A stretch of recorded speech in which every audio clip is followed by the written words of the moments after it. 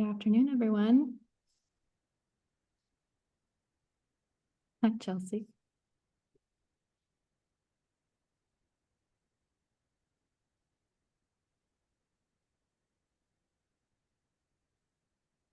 Welcome, welcome. While you're getting situated, all the visitors here today, if you wouldn't mind, please take a moment to enter into the chat and introduce yourself. Tell us your name, what organization you might be representing today, or if there's anything else you want to share about your perspective that you're bringing to this learning experience. Your name, your organization, at least.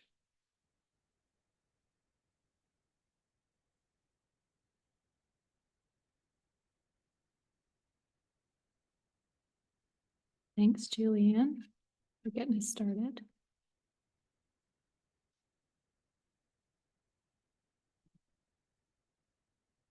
Hi, everybody. Welcome, get situated, and continue entering your name and your organization into the chat.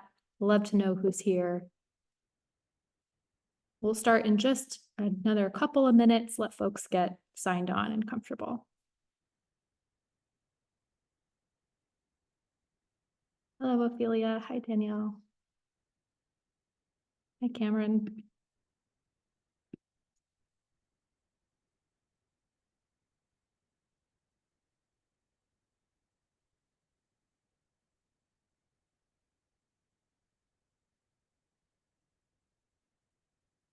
Welcome. Wonderful. Thanks, everyone.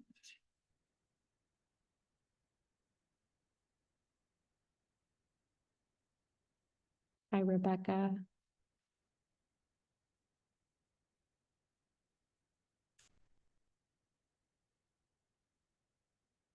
Hey, well, George, if it's all right with you, we'll go ahead and kick us off here. And I'm sure that folks will continue to enter the meeting room, and we welcome everybody who's here. If you're just joining us, go ahead and take a moment to add your name and organization to the chat. I am Anna Tragesser. I'm the program manager here at Indy Arts Council. Thanks for joining us today. Today's session is part of the Indy Arts Council's Idea Learning Series, which is something that you can expect from Indy Arts Council, meant to support arts administrators and arts leaders in the Indianapolis region along a continued learning experience and learning journey around inclusion, diversity, equity, and access. We're blessed to have George Garner with us today to present his session on confronting difficult, wow, George, here's my fault. Confronting difficult histories in museums, archives, and historic spaces. Please forgive me. He's got an incredible session for us today, and it is made possible by Indiana Humanities Advancing Racial Equity Speakers Bureau. So thank you to Indiana Humanities and the team there for your support and your partnership and your continued leadership for organizations like us and communities around the state. Today's session is going to be recorded, is already recording, and will be posted on the Indy Arts Council Idea Series webpage. So feel free to reference it later or share it with some colleagues or folks who you think might find it interesting. So please, if you haven't already, keep adding your name and organization to the chat. And I am pleased to introduce George Garner to you. George earned his MA in Museum Studies from Cooperstown Graduate Program, where he gained experience in museum administration, exhibitions, and collections care at such well-known institutions as the National Baseball Hall of Fame and Museum and the Chesapeake Bay Maritime Museum. He's dedicated his career to exploring how museums and memory spaces can help people make meaning from traumatic histories and use history to work actively toward change today. Since 2012, he's served at the Indiana University South Bend Civil Rights Heritage Center, a space that for 30 years operated as a segregated city-owned swimming pool. Without further ado, George, would love for you to take it away.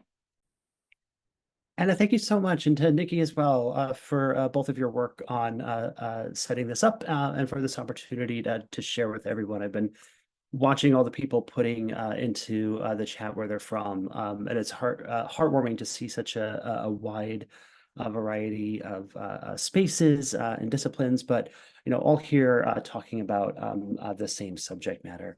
I am just going to share my screen very quickly here. If you'll give me just a second.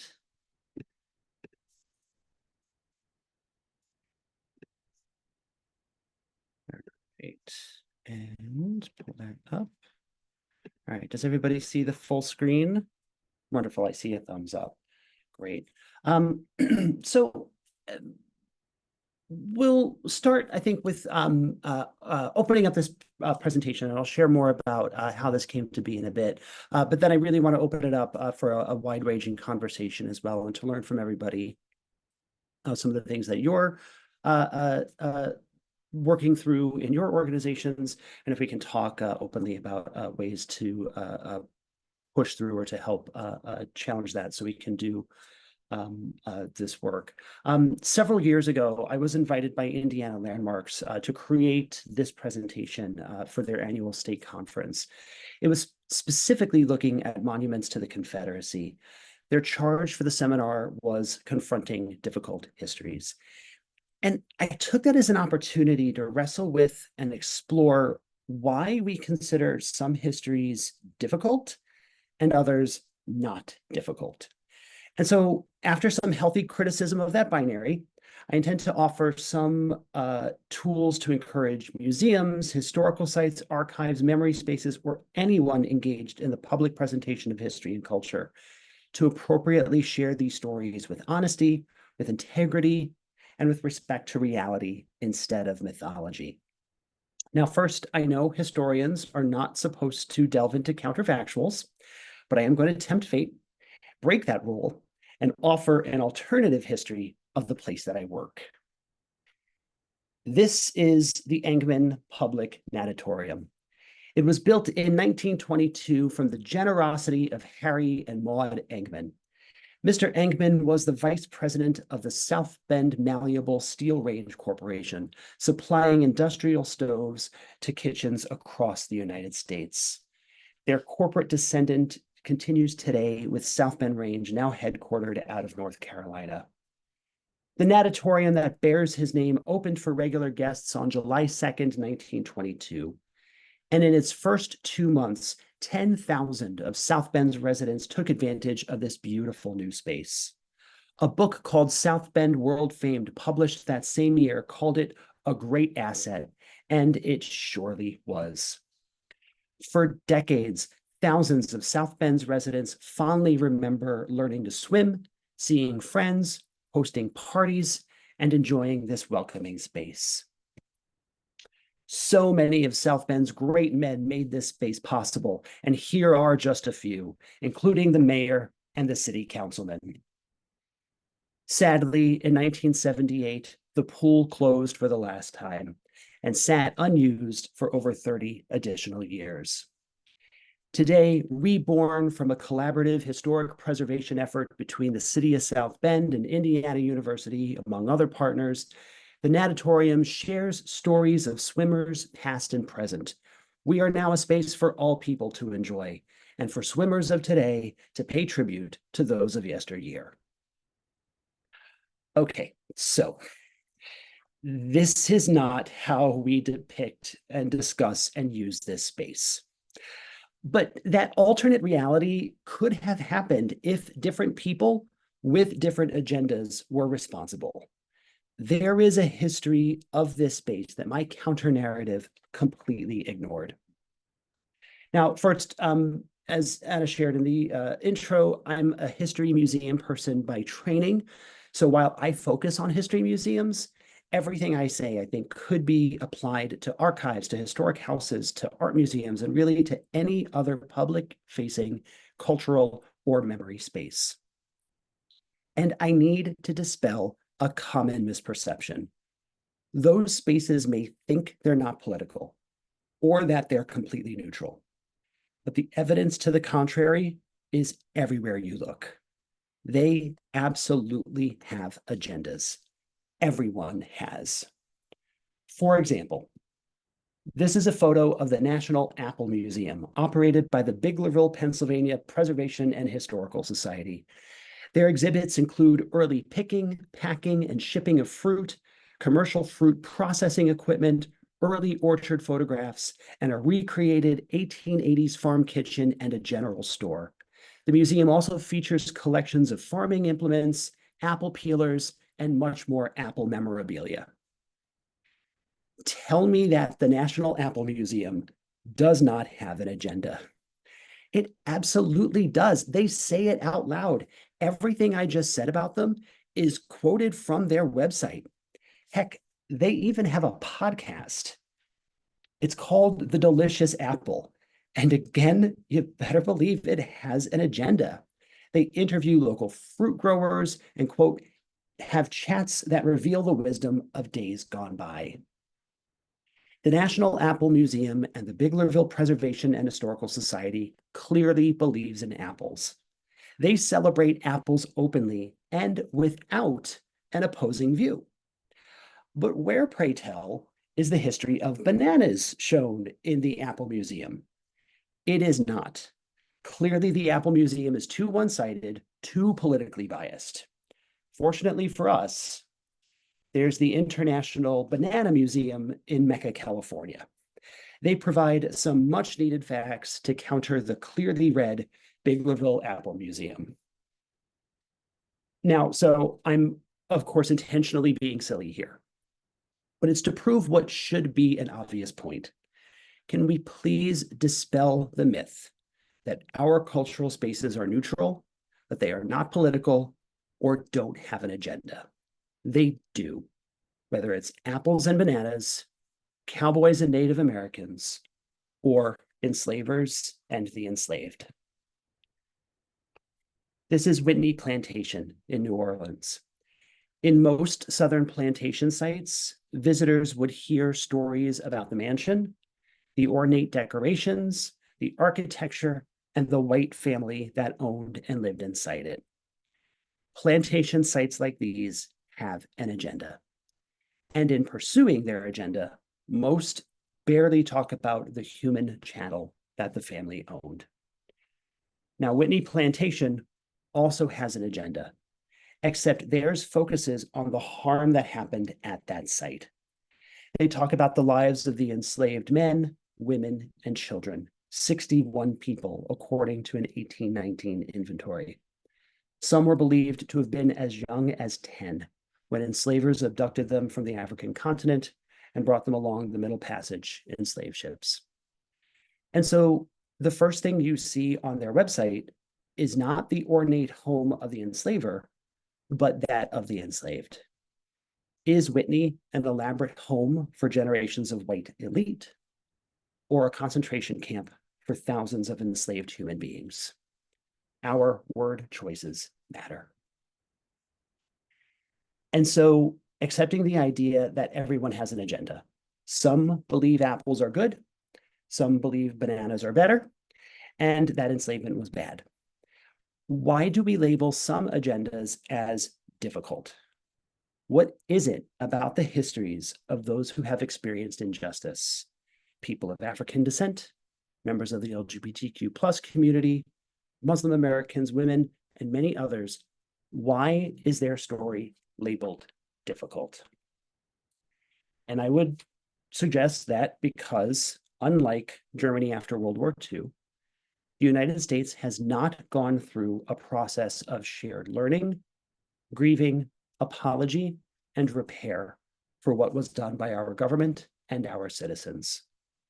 Far from it. Instead, we cover up our legacy of colonization in layers of myth regarding manifest destiny. We downplay the severity of violence towards both Indigenous people and the enslaved. And we continue to put faith in the false belief that current inequity is distant and disconnected from past atrocities. And so with that in mind, let me share how we actually talk about this space. I was accurate in saying it opened in 1922 as the Engelman Public Natatorium. The name was carved into the concrete edifice. But rather than focusing on the word Engman or even the word natatorium, we focus on the word public. In spite of that word being carved into the limestone, African American people were not considered a part of the public by those who set policy or who carried out daily operations in this space. African American people were denied entry completely for 14 years and then segregated against for an additional 14. When it opened in 1922, it was near the height of political power of the terrorist organization known as the Ku Klux Klan.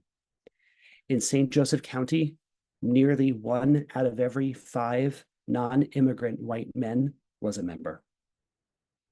This slide here is from a document cared for by the Indiana Historical Society, and it shows not only the names and some addresses of local Klan leadership, but it also shows some of the meeting places.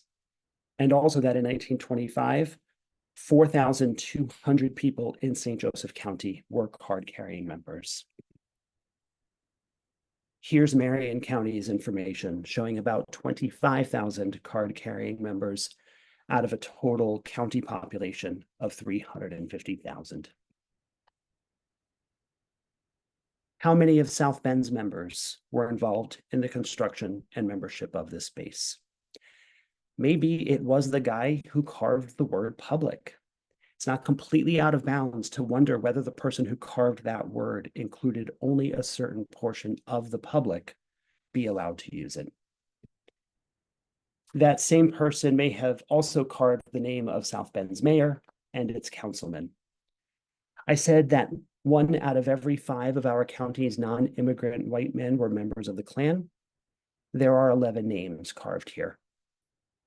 Now, I have no idea who on this list was or was not a member of that organization. Some appear to be Eastern European, and so perhaps few to none of them are. Frankly, it does not matter. Regardless of their affiliation with the Klan as an organization, the people who ran this space intentionally excluded African American people from the definition of the word public for almost 30 years. As it was city-owned and taxpayer-funded, the natatorium became a focus of local civil rights action. It was a group of lawyers, doctors, politicians, and other professional Black women and men who pushed against entrenched systems and ideologies in a decades-long fight for justice. And it was a partnership between a local community development corporation, the city of South Bend, the natatorium's neighbors, and Indiana University South Bend students, faculty, and staff that transformed this space in 2010. And so today, we use this space to continue the focus on the word public. If we believe that that word must be applied evenly to all people all the time, then we have to recognize where we fall down on that. And we fall down a lot. But what we do today in this space is try and bring various members of that public together to do the hard work necessary to build a truly equitable future. This quote from the author and intellectual James Baldwin is really deeply meaningful to me. He writes, or he said, quote, "History is not the past. History is the present. We carry our history with us. We are our history. And if we pretend otherwise, we literally are criminals." That line, "we carry our history with us," seems especially poignant today. We cannot bury our heads in the sand and pretend things never happened. They did. Censoring them does not make them go away. We cannot and will not make any meaningful change unless and until we have an open, honest reconciliation with our history. If we pretend otherwise, we literally are criminals. This here, I believe, is the pivotal lesson for anyone doing cultural work, the difference between intent and impact. A person may have had the best of intentions, perhaps to cause no harm, or perhaps to do something that they believed to be positive and beneficial. No matter what, their intention does not matter more than their impact. For example, if you're walking down a street, absentmindedly looking down on your phone, and you bump into someone, and that someone falls down and scrapes their elbows and knees, did you intend that harm? Absolutely not. But do you walk by and pretend it wasn't your fault? I would hope not. You would hopefully stop, check if they're okay, and apologize. And it seems easy to wrap our heads around intent and impact when placed in those terms. But when we review the intentions behind the way some people preserve history and the impact it has on others, it should be equally as clear.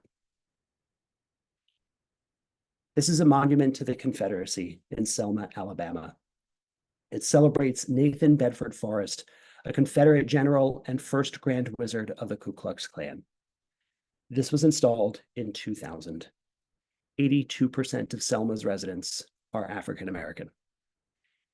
Is this monument intended to teach history?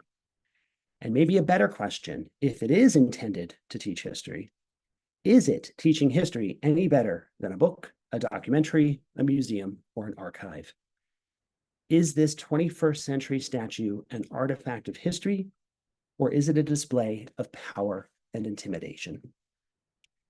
There is a wide disconnect between what monuments intend to do and the impact people receive from them. This photo shows Robert Malone, one of about 20 protesters in Selma who tried to interrupt its construction. And with absolute respect to Mr. Malone, if the Forrest Monument was intended to teach history, and I find that claim highly dubious, Mr. Malone was certainly aware of the history of violence against African American people in the South. He did not need to be taught that history. He lived it. And so the impact on him and the 80% of his neighbors in Selma who are African American is unquestionable. And so in our preservation and dissemination efforts, whose history and whose present day impact are we valuing more? What about this one? This is the monument to Confederate General Robert E. Lee in Richmond, Virginia, erected in 1890, but listed on the National Register of Historic Places in 2007. I ask again to think of the difference between intent and impact. Similar to the Forrest Monument in Selma, the intention of this one is, or the intention and the impact of this one is very clear. Monuments such as these are erected as symbols of who the dominant culture identifies as great. They do not teach history. For example, in Nathan Bedford Forrest's home state of Tennessee, there are more monuments to him, a Confederate general and Klan leader, than all 3 US presidents from Tennessee, Jackson, Johnson, and Polk. Intimidation, rather than education, certainly seems to be the dominant intention. And this is one of the reasons why in 2020, after George Floyd was murdered by police officers in Minneapolis, activists used this monument to the Confederacy to express their reactions against state violence. And in this context, it makes perfect sense why.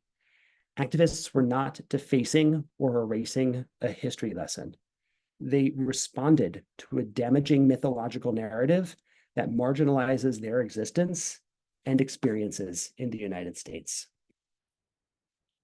Similarly, this is a monument to the Iraqi dictator Saddam Hussein, torn down by US troops, with Iraqi citizens looking on and cheering.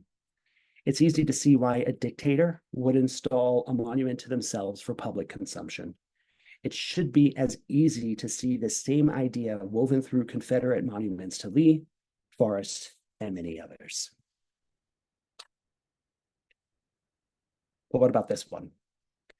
This is the Freedmen's Memorial in Boston, erected in 1879, and it's a copy of one that was erected in Washington, D.C. a few years earlier. In 2020, Boston activist Tory Bullock led an ultimately successful campaign to remove it. Growing up in nearby Dorchester, Mr. Bullock, quote, recoiled every time he walked past the statue. He didn't see a liberator. He saw a white man standing over a less powerful Black human. Quoting still from a Boston Globe article, The image has tormented Bullock and his Black friends who had, for the most part, harbored their dismay in silence.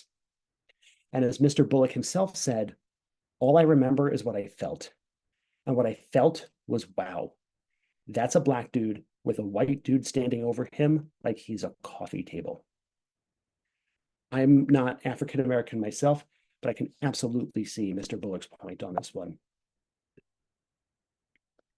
I should also add that when the Robert E. Lee Memorial was removed in 2021, or that it was removed in 2021, and in October of 2023, it was melted down with the intention to use the raw materials to create a new memorial.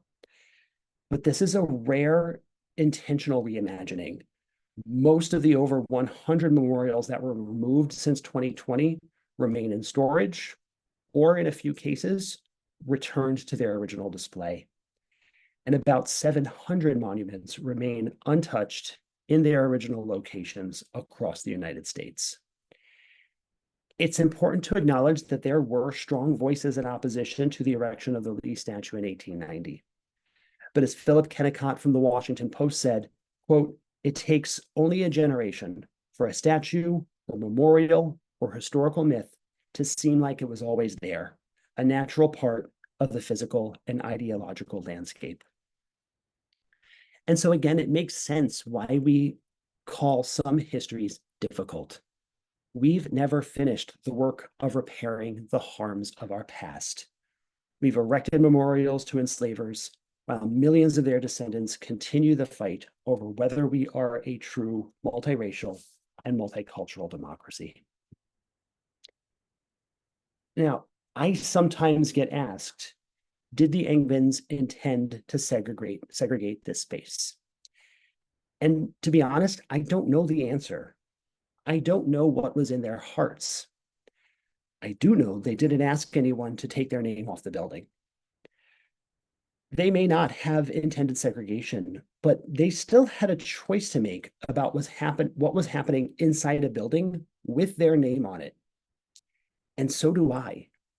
I must make a decision about whose history I'm honoring in the space I represent. And I choose to intentionally focus on those who actively resisted the injustices happening in this space. My intentions will have an impact, and I have to weigh that as well. There are those who view honest, accurate accounts of history as a threat. The manufactured controversy over so-called critical race theory is one key example of that. And it's gone so far and into such dangerous territory that in early March 2022, Idaho's House of Representatives passed a bill that would, quote, "fine and jail staff of school libraries, universities, and museums if they provide harmful material to children." Idaho is not alone. Counties and cities across the United States are seeing access challenges to reading materials. My own St. Joseph County Public Library recently repelled a censorship attempt by a few individuals imposing their interpretations on the majority. And in Indiana, as of this past July, a law went into effect that allows any public university student to challenge a course they believe to not contain enough intellectual diversity and to establish disciplinary actions for professors. This includes tenured professors. A student need not be enrolled in the class in order to challenge, effectively opening up anyone who teaches about race, gender, or any marginalized group to potential harms to their livelihoods. Someone who agrees with these attempts would no doubt be impacted by the story I'm telling at the natatorium. I have to weigh that too, just as Boston had to weigh their continuing support of the Freedman Memorial, just as Richmond, Virginia did too. Each of us has choices to make, and I'm making an intentional choice to value people like Mr. Malone and Mr. Bullock over those who would have us ignore or erase history. So, given that we all have agendas, how do we do good work? And I think first most important step is to be honest in the stories you tell. Don't leave out the parts that you're uncomfortable with or that you think somebody else might be uncomfortable with for whatever reason. For example, bananas are an incredibly difficult fruit to grow. They have an enormous environmental impact. In 2021, the Rainforest Alliance called out several banana producing nations in a report identifying risks of forced labor and child labor in its supply chains. If the International Banana Museum does not address this, that's not okay. A lie of omission is still a lie. And being open about the impact of the people, places, and events in the histories we tell, bumps, warts, bruises, and all, is deeply necessary. And anyone undergoing a good faith, academically sound work should have no problem doing this. It's only when we veer away from honesty or good faith that we venture into myth making. And myth making is not good academic work. Second, I don't talk about the Engmans much in my tour of the natatorium. They're not the focus of our story. Instead, we focus on those who pushed against systems of injustice, who fought for all people to use that space. We focus on those who were not complacent with the world as it was, and who spoke out for the public natatorium to live up to its name. The Engmans had their name on that building for over 100 years. It's okay to focus on other people and other stories that had not been told there for nearly as long. Now, undoubtedly, there are people in your communities whose stories have not largely been told. It's important to ask why they hadn't been and to push for their inclusion. Another key step, recognize the agendas of those before you and do the work of a good historian. Question everything. This article that you're seeing about the Engman Natatorium is a great example. It's from our own South Bend Tribune in 1936. After activists challenged the state about the exclusion of African-American people here, the state of Indiana sought moderation.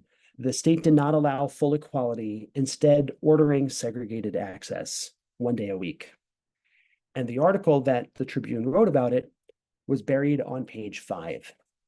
And if you zoom out a little bit, it barely beat out pheasant back at zoo after brief holiday in the day's news. Really drives home how the exclusively white leadership of the Tribune viewed the importance of this story. And so in order for our organizations to value historic African-American stories, it is important to recognize other valued research sources, especially oral history. And then finally, if you're concerned about how people you interact with will accept more honest historical truths, excuse me, this report and toolkit from the American Association of State and Local History can help ease some of that. They engaged in a focused study of what happens when people's perceptions of history are challenged and how we can soften that in a way that may help more people more easily come to a place of greater understanding. One of the biggest takeaways from that study was that the most effective tool was framing the study of history like that of detective work. Coming at this as learned and authoritarian knowledge experts, ramming ideas down people's throats won't move someone to a place of understanding. Instead, it helps to show how historians, how preservationists, how educators, how curators, how we're finding the puzzle pieces of primary documents and we're putting them together in order to see the fuller picture. And our historic sites, especially those with so-called difficult histories, are among the most important primary sources of them all. So I'm putting my contact information there, and I'll leave that there for a couple more seconds. If anyone wants to take a screenshot or write down that information, I invite the conversation to continue beyond what we're doing today. But I would also love to start opening this up a little bit further and see if there are any kind of specific questions or specific thoughts or what others have to contribute to that.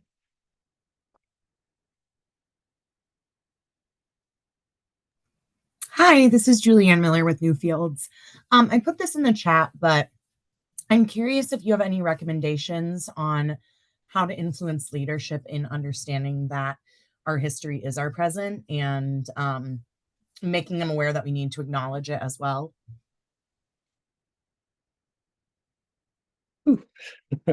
Yeah, and this is true for so many people, right? You have a lot of people at various levels of an organization that are deeply passionate and want that, but they kind of get stuck at a leadership level. And there is no answer to that really, except I think a kind of a multi-tiered approach. So one is, as best as possible, if the leadership is stuck in a belief that there's a particular set of donors or a particular set of fundraising mechanisms that any kind of different ways of looking at or programming might kind of threaten that sensibility.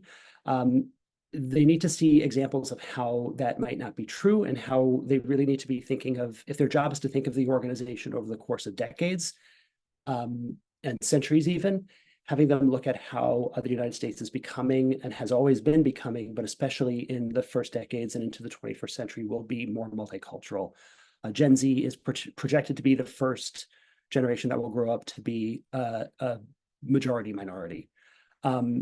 Do they want that institution to continue into those next generations, and how do they want it to continue? That may not be convincing, that may not be convincing enough, but it's at least something that might move them or might move a couple of them. And then demonstrating how there might be donors or might be people or might be fundraising opportunities to kind of help them move away from some of those sources that might be kind of constraining them a little bit, might help in that process. I also do think it's important for cultural workers, and I'm not saying any individual specifically, but if there's an organization that is not willing to move, then we as cultural workers have to think about how much we're contributing to that organization. And that is a really difficult statement that I just made. And I understand this because cultural jobs are so few and far between. And so many of us take a job because it's what we need to do, and we have bills that we need to pay. And I understand that completely and 100%.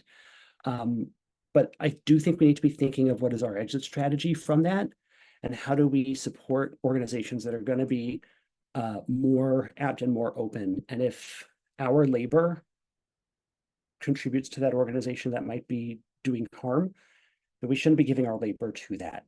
That is so much more easier said than done. I know that, but I do think it's at least something we need to think about more. I don't know if that's an answer to your question, but to be honest, No, I thank don't know you. if I don't know if there is an answer, but just continuing to push in those directions. I think are some of the only things that we can do. Thank you. You're welcome.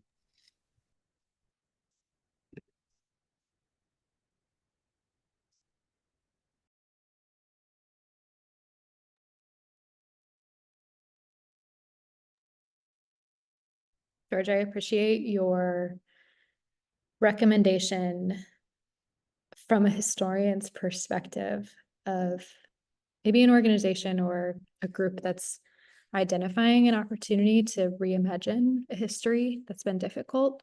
I appreciate the encouragement to begin by just doing our own research, because I think a lot of us, maybe even folks who might feel a little bit more empathetic or like very much want to be a people connecting kind of team or person, and very maybe being very community engaged, we might go first to just like trying to ask, like, for example, Black or African American like community to like tell us what to do, right? Or like tell us what's going on, tell us what we should know. So I really appreciate the first, just encouragement to begin doing the history, doing our own education. And that can be applied in a lot of scenarios. I am curious to hear if in your experience or in your own research, you've seen other organizations that have engaged well with communities that have been directly wronged or generationally impacted by some of the work they're Yeah, have you seen that done? Have you seen it done well? Or like are there things that we have learned from that process? Because I couldn't imagine that that is a true emotional labor to ask someone to enter into that with us, and Yeah. might even be hard, traumatic. Yeah, there are many, and that's why, I'm struggling to just think of one or a few. Um, I mean, I think the example of my institution does bounce to mind. We've been in that space now for 14 years, and we're different in that, we're a focus on history, culture, and activism. But the work that we've been trying to do to not just uncover, preserve, and popularize marginalized histories helps other things as well. One of the things that we're hosting and supporting right now is my director, for example, is working with our local city council to form a task force to study what reparations will look like in the city of South Bend. They're in, I think, month 6 of what they anticipate might be at least an 18-month process before they deliver some recommendations to that. But it is by the fact that we have so much of that history in spaces like ours, and that we can hold some of those meetings in a space like ours, does help to focus that conversation around that harm. That bounces to mind. There's another place whose name is escaping me at the moment, but there's a former Klan hub in Texas that has now been purchased and reborn as an African-American community and arts organization. That seems like a really interesting place. They're less, I think, directly history focused, but definitely more arts and culture. There's a place I just learned about in Scranton, Pennsylvania. I grew up not too far, about an hour away from Scranton in Northeast Pennsylvania, but it's the Black Scranton Project. I worked, actually, my first museum job was as an undergraduate intern at a museum there. And I remember I don't think there was any African-American history at all that was taught about this space. And so she's the person who's a woman who's chairing it and running it, is really helping to push and identify how Black Scrantonians have been there in that area for centuries at this point, and to help make sure that that history is no longer ignored or marginalized, that it is woven into the fabric of the city as a whole. Those are, 3 that bounce to mind. I'm sure if you gave me more time, I could come up with more. But there are places around that are trying to do this work. Their challenge is that, like mine, like so many others, for the most part, they don't have the multi-million-dollar funds that all these places do. So how these places get supported, and how they're able to do the work that needs to be done with very limited staffing. That's always a challenge for them.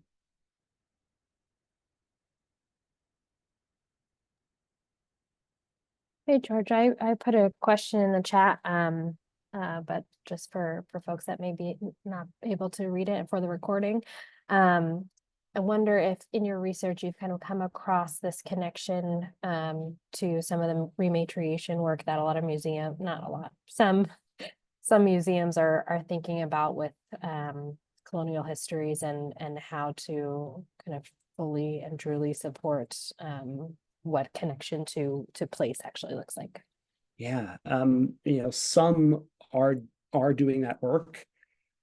Most are not. I think that's a fair statement to make, or most are not doing it with the intensity or the integrity that it deserves, right?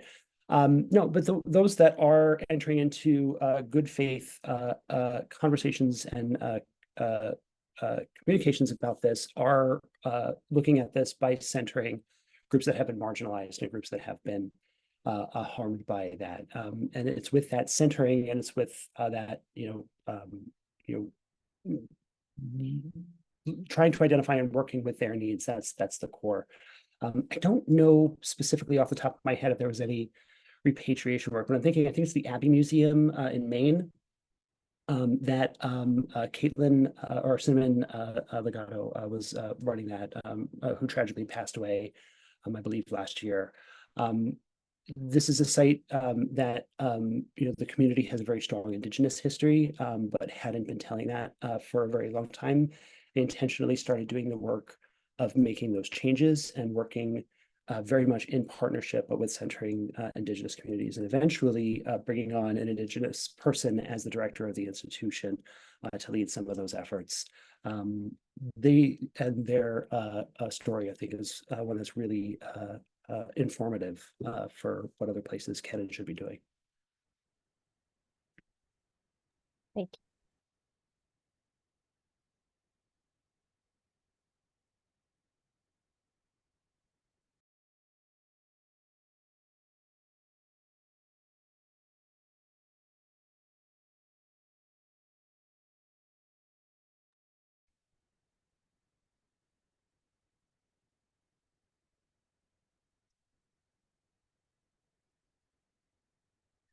While others might be thinking of some more questions, I see Lydia put on in the chat a link for granting opportunities for those who are thinking of monuments, which is great. Lydia, thank you for that.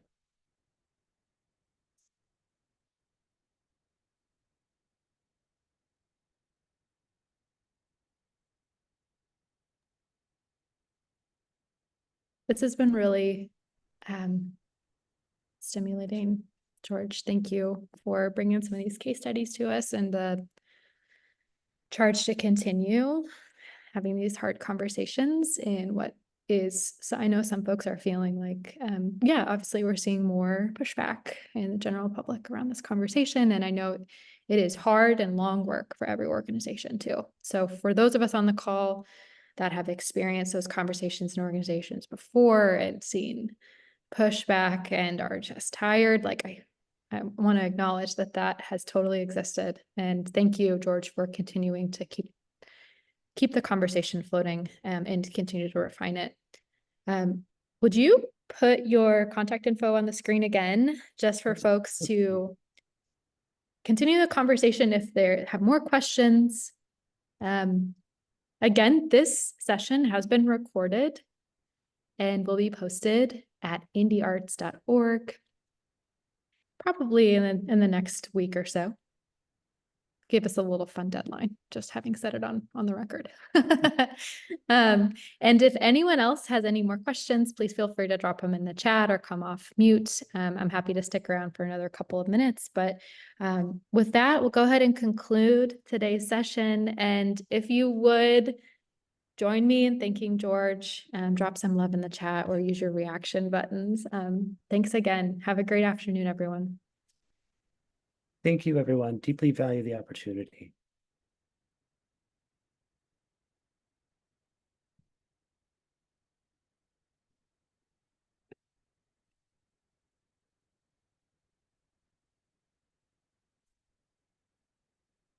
I'll add quickly for those who are remaining too. I hope the takeaway too is not necessarily one just give up hope.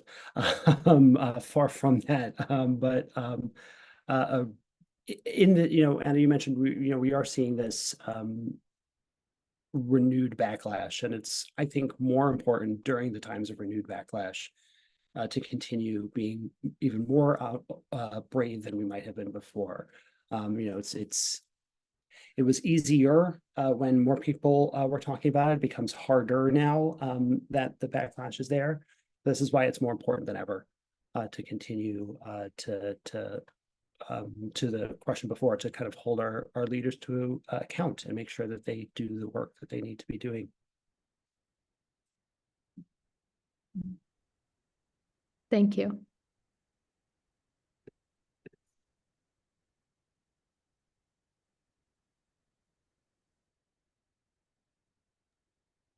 Okay. I think that's pretty much everyone. All right.